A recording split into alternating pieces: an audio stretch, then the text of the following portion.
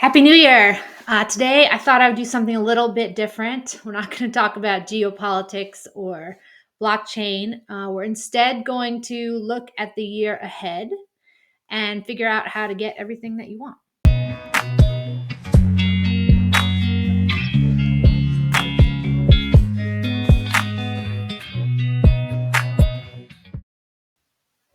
Hey, welcome to the show. I'm Molly Elmore.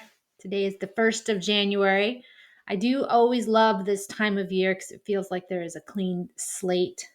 Start fresh and focus on some new sort of opportunities or pursuits, whatever it is that you're interested in. Now, when I used to have a coaching business for several years, and one thing that we would do at this time of year was set goals and figure out ways to reach those goals. And actually was pretty methodical about it, and like kind of had to list out these goals and sort of figure out exactly what would need to happen in order for you to realize those goals. They were generally done in the context of reaching like specific financial numbers, like if you wanted $1 million business, how much you have to sell each month, how much you have to, what do you have to do each day to make that happen? We're not going to talk about that kind of stuff today. Instead, we're going to talk about choices and the fact that every single day for the rest of this year, you will make many, many choices. You will make them without realizing it. You will make many conscious decisions, and they will all have a significant impact on whatever results from those choices. One sort of profound philosophy that I happen to agree with is that the only freedom we truly have as humans on this planet is the freedom of choice.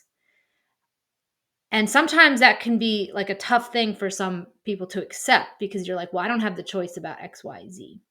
You actually do have many more choices than you realize. And it's one of the most freeing principles ever to realize you have far more control over things than you may realize. Even when you think you don't have a choice, you probably do. Limiting beliefs are a pretty significant barrier to people reaching their goals, manifesting outcomes that they want, generally having the things in your life that you truly desire. A limiting belief is something that will stop you from thinking a potential outcome is possible for you. So when I first became an entrepreneur and then when started to help other entrepreneurs, I mean, there are so many limiting beliefs that mess with your head. You're like, oh, well, I don't have enough experience. I'm not good enough. I'm not good enough at sales. I don't know how to do this thing. I don't know enough people. There's sort of all these things you might label as excuses that could be the reason why, you don't get the outcome that you want. And even if you're not in that world, like let's say you're investing and you're like, well, I don't have enough money. I don't know how to use the software.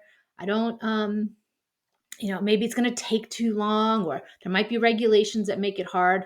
These are also examples of beliefs that you may have chosen to adopt that very likely could be incorrect. And therefore, they are limiting your potential in the world. So, one powerful thing to skill is to be able to recognize when you have a limiting belief. They're not always easy to reprogram. They can be, and it's very effective to learn how to do that. But the first step with dealing with goal setting is, what are the beliefs that I have that are basically going to mess with me and make me feel like this is not possible. If you watched my video that I did yesterday about cognitive dissonance in this XRP buyback proposal, there's a tremendous number of limiting beliefs that people have. They're like, there's no way the SEC would ever do that, or no way that the Fed would ever do that, or the U.S. government would not do X, Y, Z. Like that's too much money. Those are all examples of limiting beliefs that are very likely not true.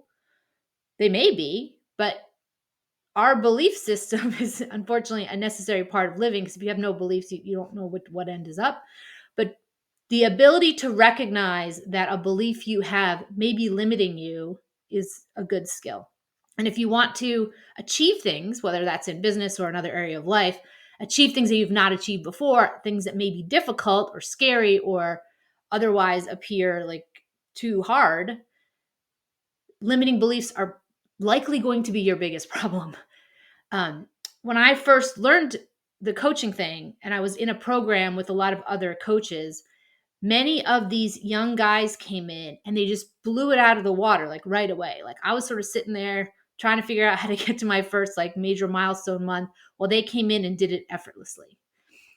And it was fascinating. I was like, I'm far more experienced than them. Like, what's the deal here? And what I ended up learning was that they didn't know to be worried about things that I was worried about. Like they didn't have nearly the same number of limiting beliefs because of their lack of experience. Like it didn't occur to them that it would be hard to do what we were doing. It didn't occur to them that, if people said no a lot, that it would mess with their head. And the fact that they did not have those fears made it far easier for them to succeed very quickly. You see this quality in kids a lot. Like kids aren't scared of much. And they're often, they'll walk up to strangers confidently and start up a conversation where a lot of adults would find that intimidating. And you realize that the more you live life, the more experiences you have, the more beliefs are implanted in you. And unfortunately, in the vast majority of situations, those beliefs can be limiting and create barriers for you to succeed in the future. The reality is that every single thing about your life right now is a result of choices. If you're an adult, which I'm assuming you are, if you're watching this, they're likely the result of your choices. When you're a kid, things are often a result of your parents' choices in addition to your own. But let's assume you're not a child, you're grown up, you're watching this video, you're trying to set your goals for this year, figure out what you want from life. Be aware that everything that is your current reality is the function of your choices. Now, if your life has a lot of things you don't like about it, I'm not trying to make you feel badly. That's not the intent here. I just want you to be aware that you have far more power than you might realize. And this is included if you're in some job you don't like, or you have a situation in your life you don't like, or you feel like you don't have a lot of choices, or you don't have enough money, or you don't have enough time, like whatever these limitations are that you would like to repair. They are all a function of the choices that you make. Every single one. And it's fun to debate this with people when they were like, well, what about this thing? Like, this isn't my fault. This is a result of like the government or where I live. I still would confidently wager that many choices you made along the way contributed to your current situation. I'm not suggesting that you regret those choices or that you beat yourself up over them. Just realize that from this moment forward, where you go next will be completely dependent on the choices that you make. You have to also get good at making choices with limited information. You're never going to have all the info that you could have before making a choice or making a decision. You know who's really good at dealing with this is traders. Traders have to make a trade and they can't wait to have perfect information. People in academia and some other professional services areas suck at this because they often are like, well, we can't make that decision yet until we have done all of the due diligence, collected all of the information. And entrepreneurs never have that benefit either. Like if you wait, you're going to miss your window and you're going to lose your momentum and you won't hit your goal. So one lesson that I've learned as an entrepreneur and kind of would suggest every one of you think about is how can you get really good at making wise decisions knowing that you're never going to have all the information that you could have, and that's totally fine. Like it's not possible. It's actually, even if you think you're getting all the information, you're not. There's always going to be things that you are unaware of and you don't know that are potentially going to affect the outcome.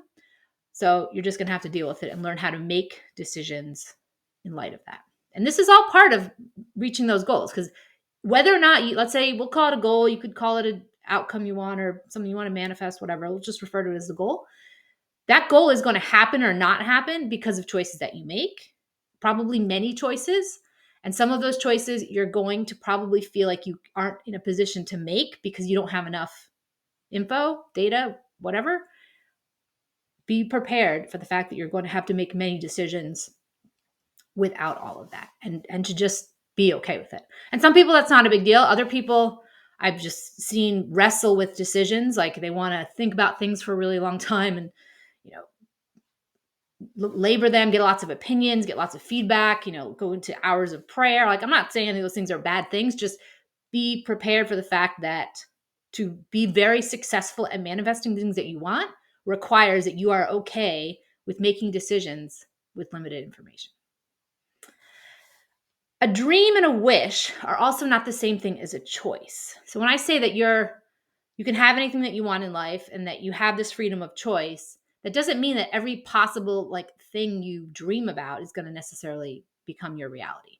And you could say, well, I wish that I owned like Necker Island and I want to have a yacht and I want to own a castle in Romania or whatever. Those could all be cool wishes or dreams, but you can't just manifest any wish or dream. That's not how this works. You also cannot reach a goal that your subconscious thinks is simply like a fantasy. Like you have to truly believe this is something you can do. It could be hard. You might not know how you're going to get there. It might seem like a very intimidating goal or something that you might feel personally is harder for you than other people. That's pretty common, actually. But it has to be something that you see as a result of choices and not simply a wish or a dream. This is why, like, one of the silliest things in this crypto world is this when Lambo thing. And I'm like, if you are all doing this to buy a Lamborghini, I think you're first of all going to be very disappointed. And two, that's kind of a stereotypical fantasy type thing. Like that's not you deciding the life that you want to live or experiences you want to have or this kind of identity that you really want to embody. It's just like a material item that for some strange reason, I guess I'm just not in the target market for Lamborghinis, so I don't get it. Is it's kind of common in this space. So a couple years ago, after I closed my coaching business, I went and worked for another coach. Great guy, love him. Tanner, I don't think you watch this, but if you do, I'm going to tell a little story about you. This guy Tanner is very smart, incredibly hardworking. I really don't know anyone with a rival work ethic. Very good at sales, made a lot of money pretty quickly. Grew this business, needed to add on other people, which is where I came in. And he made all this money and he bought a Lamborghini. Like cool. Like it had been like a dream of his since he was young and had no money and was struggling and growing his business and finally reached this goal and was like, sweet, I've made it. Now is Lambo. And the funny thing about this car is super cool. He took a bunch of pictures with it and it was useful to have in marketing for the business. But I never heard him say one nice thing about this car. It became this source of stress. Like the building he lived in Miami, you had to, you weren't allowed to park your car. You had to have the valet people do it. And he would get stressed that they like would hit stuff in the car because it wasn't their car. So they didn't take it as seriously. And there was a problem with like the battery and like a bird pooped on it. Like there was all these sort of stressful things about it. And we had a team event that winter and he was able to drive to it. So when he got there, I was like, "Hey, cool! Well, I'm so excited. I don't think I've ever been in a Lamborghini. Can I see your Lambo?" And he's like, "No, I couldn't drive it here." I was like, "What do you mean?" He's like, "You can't put a suitcase in it. Like I had to go rent a Chevy Cavalier instead of driving my Lambo." So the whole thing was very funny, and I'm just using this as an example of sometimes I think people set goals without really wanting the thing, and they set goals that almost sound like fantasy versus something that will truly give you something in your life that you want and will be something incredibly valuable.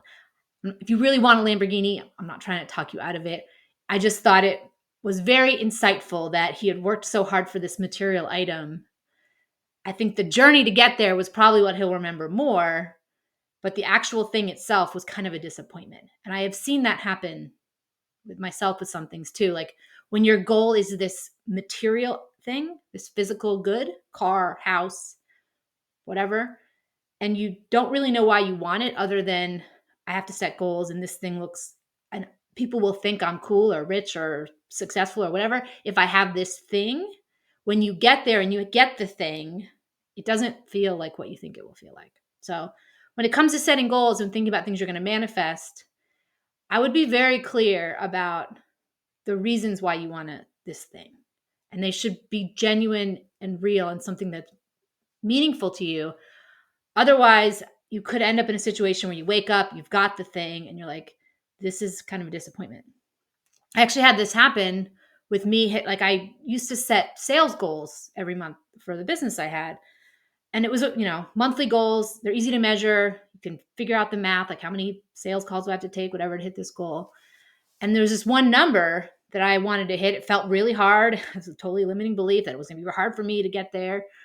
I had to bust my butt to get all those sales calls in and enroll all the people.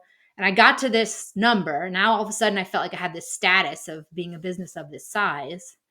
And then I woke up the day after and like nothing had changed.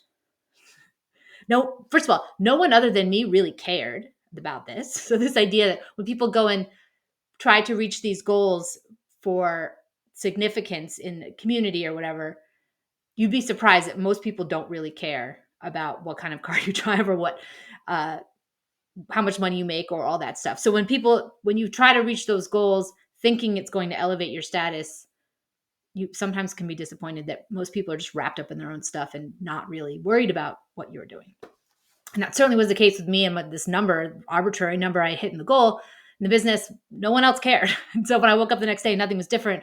It was kind of disappointing. Like I'd worked so hard for this thing, and it made me realize like this wasn't a great goal. Like I certainly was proud of myself for having the diligence to work necessary to reach it and to actually reach it and felt accomplished. And I bought myself a pair of AirPods or something as a little reward. But it didn't really change anything about my life in a way that I felt like was worth it. So I kind of shifted how I set goals from that point on. And they have to be about something that has a little bit more of a meaning. I now set goals that aren't just about me, they're about something bigger because that tends to be more motivating for me. And think about when you set these goals, whether or not it's a vanity goal or something that will truly change your life in a way that you'll care about and will have meaning for you. All right, we're going to talk about the next thing are pendulums. These are going to also be barriers to your success. Pendulums are a neat concept. I actually love talking about them. It's a little bit philosophical in that they are distractions that can be disturbing in your ability to focus. Pendulums are almost looked at like an energy source where we in society are often divided into two camps. You'll have like Republicans versus Democrats, North versus South, like Georgia versus Alabama. These sort of split, XRP versus Bitcoin, like these sort of tribalist divisions that happen. They're not always just two things, but think about the very divisive social topics. And we had this for decades with abortion and gay marriage, these topics that would divide people. And when you got sucked into that debate, it became heated. We see this a lot on social media. People will fight about these topics, and you can just see there's almost this like desire for this pendulum to grow and to suck you in and to make you a part of this unproductive conversation that can really captivate people to the point where they're not even rational anymore. Like you see this a lot on social media where people will have these fights about things, and I'm like, I'm pretty sure that person doesn't speak like that in real life. They certainly wouldn't speak like that to somebody that was a real friend or family member they cared about. They're sucked into this influence that is controlling them. And we refer to these things as pendulums. There are many, they're everywhere. Sometimes they're small, sometimes they're big. They often are social fads, things with celebrity and like trends, things that get very big. And you might like, and we all get sucked into them. Like you might have some sort of fashion thing you buy and you're like, oh, I had to have that thing. And then you realize like, why? It's well, everyone else had it or it looked cool or I saw this neat ad for it or something. And you realize you've been sort of sucked into this pendulum vortex. And when it comes to manifesting goals, you got to watch out for these things because they can distract you. They can definitely implant limiting beliefs. And they also lead to crowd think and like group think type mentalities. I think it's kind of fun. Sometimes I actually do pick fights on social media just to watch the pendulum. You can see people like just get really fired up about things. And it's irrational. And you can't have a conversation with them rationally about it. I got into a lot of trouble actually in 2020 on Facebook with like family and people I've known my whole life discussing some things around lockdowns and forcing businesses to close and that kind of thing.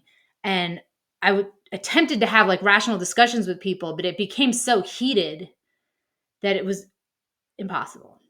So that was about the time that I learned of this idea of the three-sided coin. And that it's tempting to think in a lot of these debates, there's two sides, there's heads, there's tails. We kind of went a bunch of examples of how this duality exists a lot, where it's like there's one side or the other side.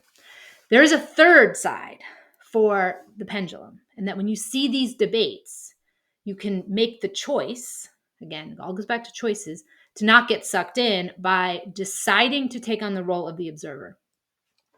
I do this for practice. Sometimes you could even say I do it for fun. That when you sort of see these heated debates, that I make the conscious choice that I'm going to participate in this as an observer. Like, I am not going to be emotionally involved. I don't have skin in the game by choice. I will see arguments on both sides, but I might have an opinion, which is usually I do, most of us do, but you make that conscious decision to not become an active participant in the pendulum. You're an observer. You're watching. I saw this a lot with, I don't want to get into this, but when the Roe v. Wade thing happened this past year, I saw like just crazy meltdowns about people about this topic. And I was trying to explain to some, like, you could see this in a bigger picture way about what has really been going on with this particular issue for like decades. If you take on the role of the observer and detach yourself emotionally from this particular topic, and some of the people that I was discussing with were just absolutely incapable of it. Like, they cannot have a rational, non-emotional discussion about some of these topics that are absolutely like perfect pendulum example. So my advice to you, if there is some topic that you cannot discuss with someone else who has a differing viewpoint without getting very emotional and fired up and heated about it, you're being emotionally controlled by a pendulum. Something to think about. You can be free of it. You can never like say pendulum go away. They're always going to exist. You just have to learn to basically ignore them. And you can almost mock them or just sort of look down on the pendulum and say, you know what, I see you. I'm just not going to let you suck me into your emotional drama. And this idea of the three-sided coin is interesting because you can now, instead of being on one side or the other, you're on the third side, which is like the rim of the coin. And this is helpful with goal setting because it will allow you to detach. One of the best things you learn if you ever go through any formal sales training or negotiating training is that you need to detach from the outcome. And this is also key with goals and manifesting and all this stuff. Because the more needy you are, the more desperate you are to reach this goal, the less likely you are to get there. So in sales, for example, I think it's more a negotiating idea. There's a belief, which I happen to believe with, that when two parties are negotiating over something, the person who's more willing to walk away from the deal has the advantage, significant advantage. You have leverage. If you need this more than I need this, I have the ability, I have the control of the frame. I'm controlling the conversation. I'm controlling negotiation. And this is true when you are working on goals.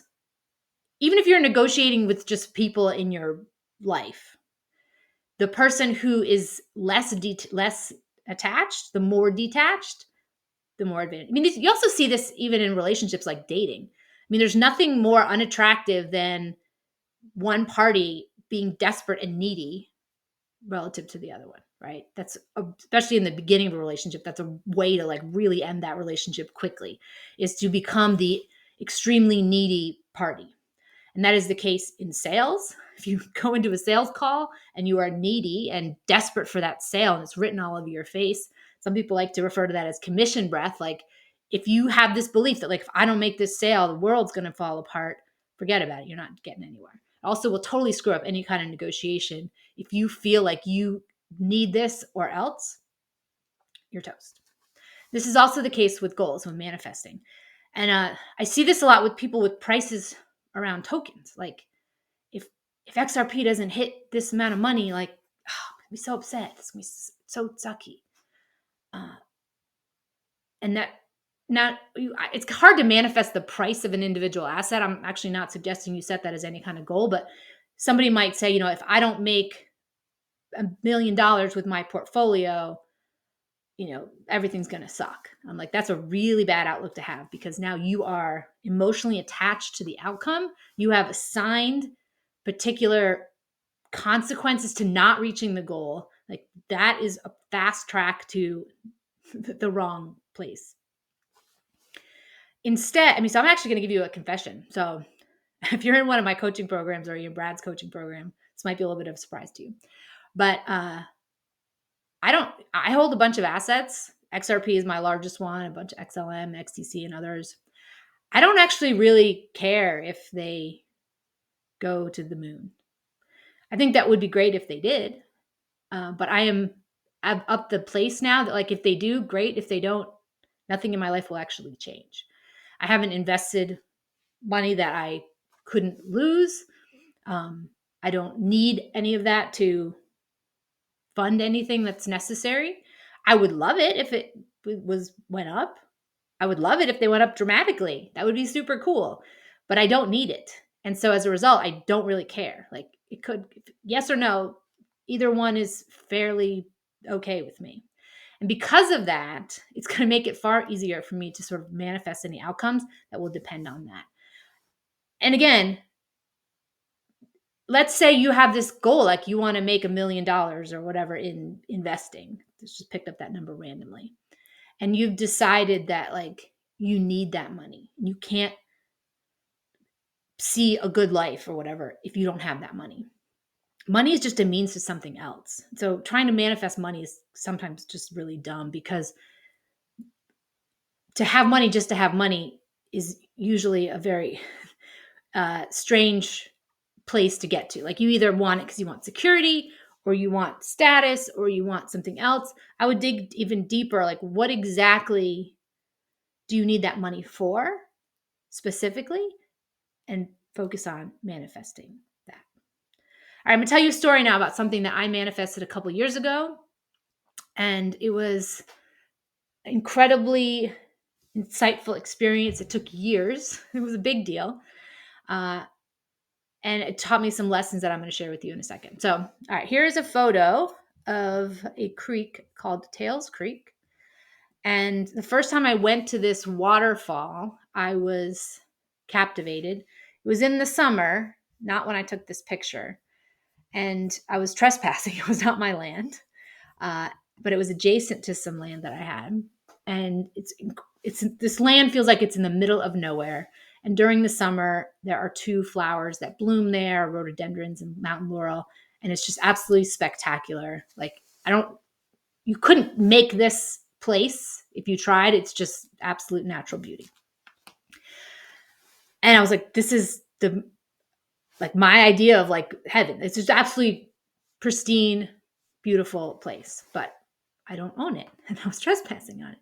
And so I looked up, like, well, who does own this? And it turned out it was part of a almost 2,000 acre parcel that had been created by a real estate developer, timber company actually, buying all of these smaller lots that were adjacent over the course of years to make this giant thing that they were going to turn into a subdivision. If you're up north, it's a housing development. And the goal was, I ended up finding the plans, and it was going to have like horse stables and a golf course and a couple thousand houses. The lots were going to be very small. It was going to be a very, very busy area. Now, something happened though, and the subdivision failed or was stalled. So I found these plans, but they were a couple years old by the time I found them. It did not look like it was going to happen.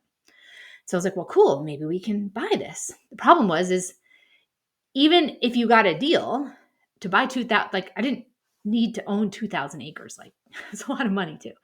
And you have the taxes on it. Like, it's a big deal to own a big piece of property of that size.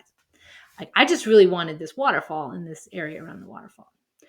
So I looked it up, wasn't for sale. And I have a friend who's a realtor, and she would do things that realtors do, like call the other parties that were involved. And we tried to get a hold of this timber company, and they didn't respond to any calls. So in the meantime, I did enjoy playing in this waterfall. My son swam. It was like his swimming pool when he was little. You can't really tell in the picture, but there is a little swimming hole thing right at the bottom of the waterfall.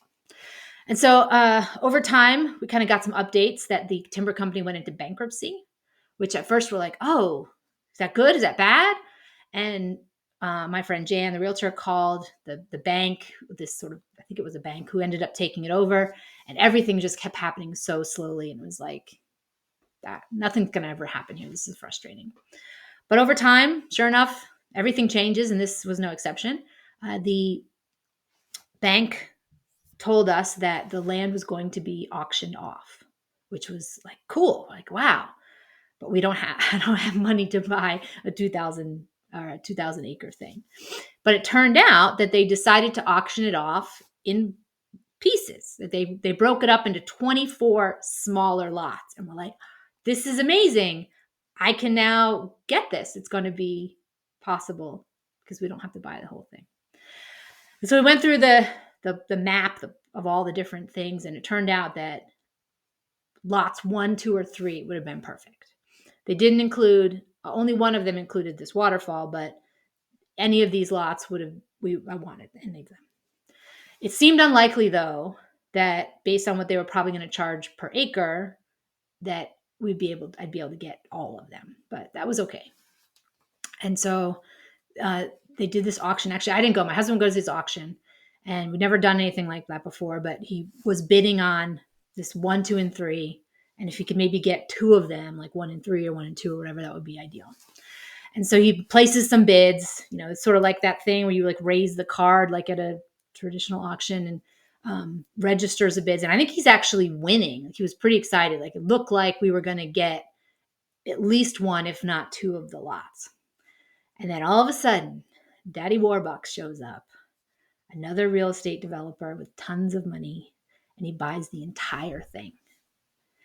And the way these auctions work is that even if like I bought lots 1 and 2 and I won, it didn't matter if somebody came in and bought it all. It was like,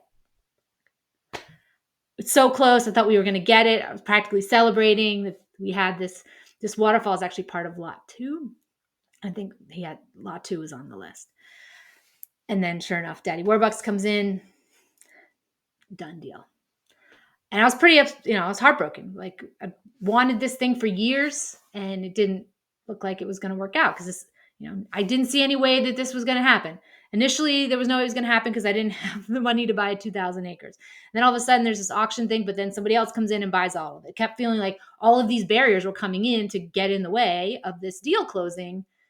And sure enough, Daddy Warbucks, and he's a real estate developer. So what is he going to do? He's going to turn the whole thing into a giant subdivision, which was what I didn't want. Like, my real goal was I wanted this waterfall to just stay like it is, and this area around it to remain pristine. And I always wanted to feel like I was in the middle of nowhere when I was there. Fortunately, Daddy Warbucks had a realtor, and the realtor happened to notice my husband was bidding on these lots. And he called us and was like, hey, we saw that you're interested in these lots over in this one corner. Are you still interested in them? And it turned out that Daddy Warbucks, because he bought the whole thing, he got a ridiculously low price per acre because of the volume. And so we were actually going to pay way more per acre because when we were only going to buy 1 or 2 of them.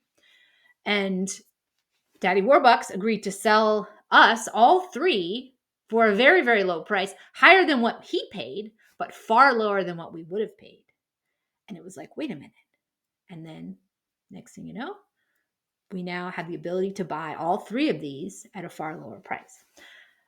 And I'm not going to celebrate the next thing, but like, my mother-in-law had passed away shortly before this had happened. Very, she was elderly, lived a great life, beautiful woman, happened to have left my husband some cash, meaning if we were to get this land, we didn't have to sell anything else, stocks or whatever. There was just this cash here. The cash needed to be invested into something. Why not into pristine creekfront real estate? And so all these things just like fell into place. Like, now we had this offer to buy the 3 lots at this very low price. The money just sort of showed up, literally felt like out of nowhere. And boom. And now I'm the proud owner of this waterfall, in addition to quite a bit around there. And I wanted to give that as an example of manifesting, because when I first set the intention that I would love this, and I wanted to have it so that I could protect it from becoming something that would ruin it. And I also wanted to be able to enjoy it. It wasn't totally selfless. I would love to, might build a house up near there one day, and I wanted my son to be able to play in the water there. Like, my family really wanted to enjoy this land. And we went there actually as trespassers for many years, because this whole process took a long time. And it really proved that, like, my intentions were good here. I wasn't trying to do, trick anyone or whatever. We just really wanted in this area that's going to be all houses in the next 20 years. My request was just, can this little pocket of it just stay the way it is, please? So that it doesn't all have to become, houses with noise and driveways and all that stuff. The thing that was the lesson for me about manifesting is that even though it looked impossible in the beginning, there was no logical way for me to own this. It just seemed like I didn't have the money. It was too big of a parcel. It originally wasn't even for sale, and then it was tied up in this stuff forever. It just seemed like there was no way. But sure enough, it just seemed like the stars aligned and things fell into place. And all of a sudden, one day, the deal was done. The other thing that I did that's helpful is that I was detached the whole time. The only time where I kind of got close was at that auction, when I thought it was done and then it wasn't. But at the same, I wasn't like crying or anything about it. Like, I was bummed. But throughout this whole process of years, like, I just knew inside that this waterfall was special and I was connected to it, and me and this waterfall were not breaking up. Like, we were going to be a part. It was going to be a part of my life in a meaningful way for hopefully a very long time.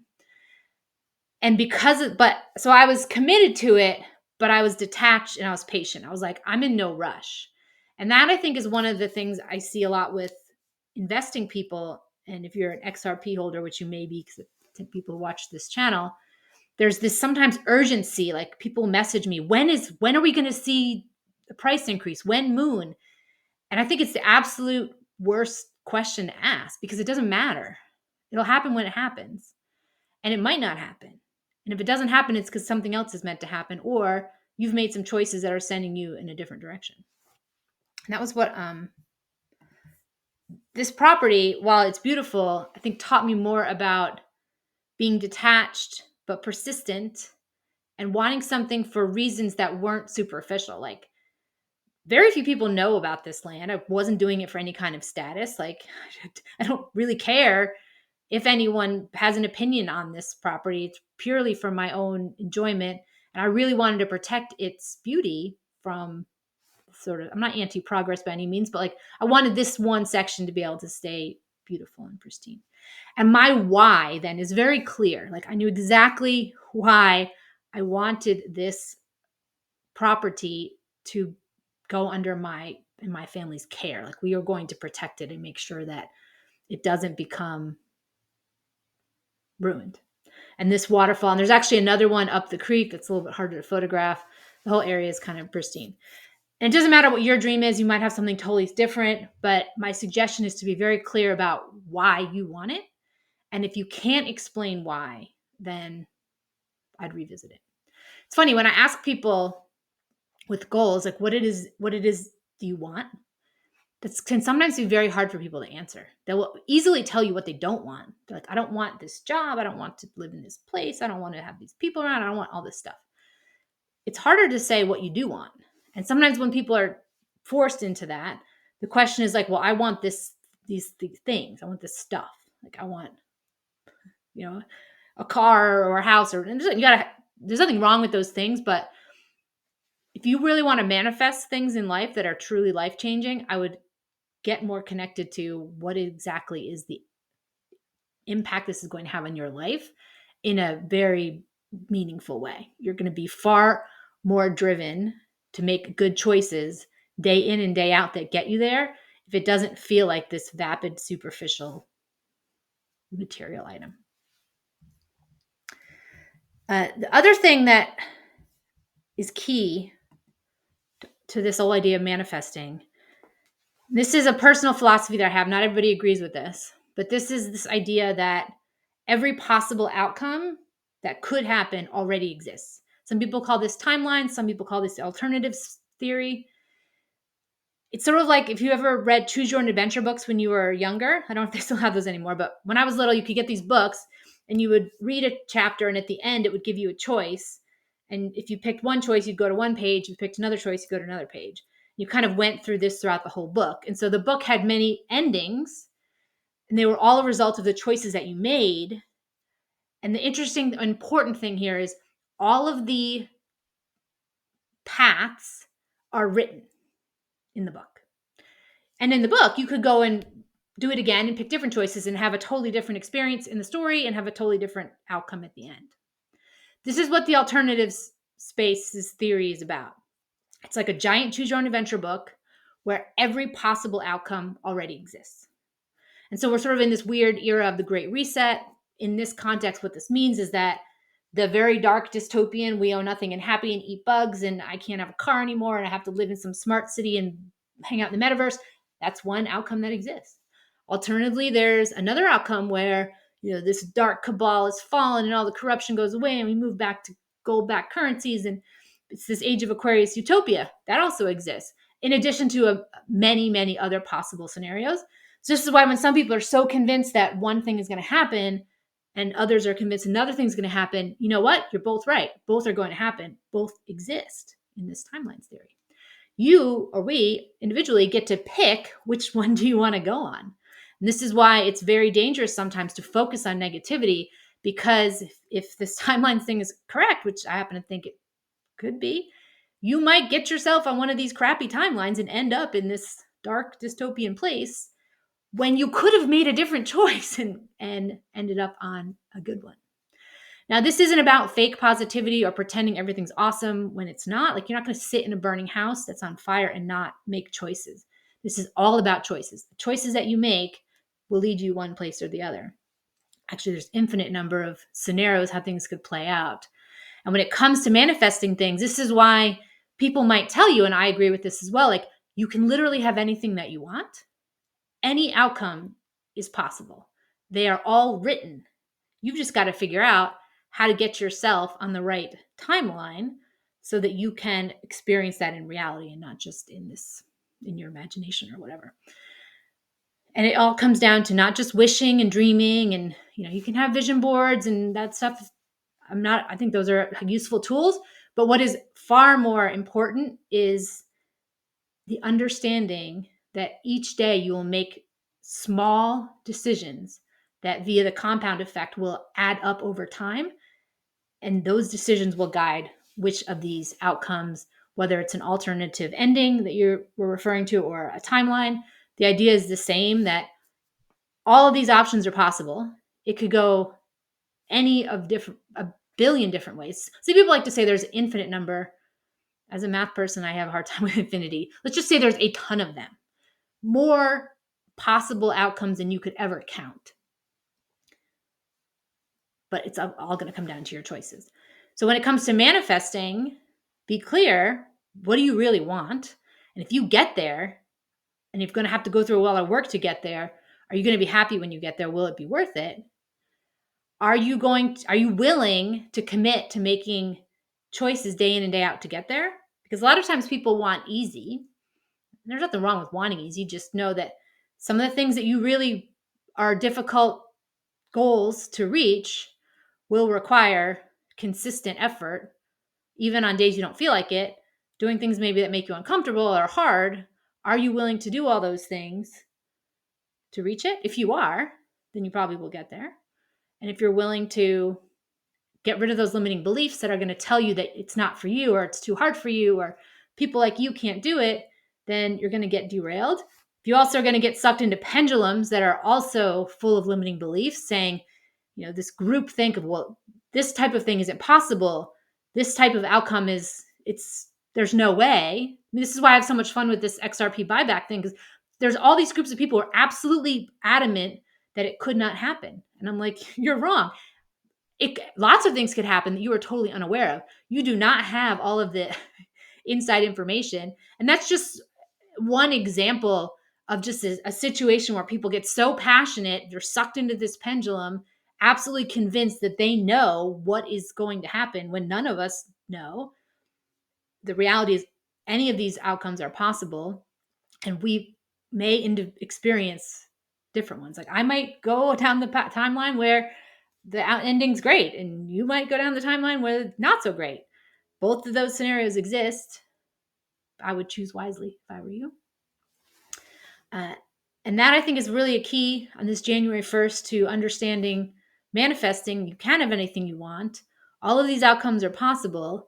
Your own beliefs are probably going to be the biggest problem, as are the distraction from these pendulums that are going to suck you in and take your energy, take the time you have and the energy you have and the, available resources that you have, when instead you could avoid the pendulum, not get sucked in, and focused on the choices that you can make day in and day out to reach those goals. And the other thing I stopped doing was sharing a lot of my goals, because that, I think, leads people to copy other people's goals. So I used to do these workshops with coaching clients where I would break down my goals and sort of show them my process, and then they were supposed to replicate. And sometimes they didn't know what they wanted, so they'd be like, all right, well, I don't know what to pick. So you know what? Your goals sound really good. I'm just going to pick those. And that ends up putting somebody down a trajectory of pursuing things that aren't meaningful to them.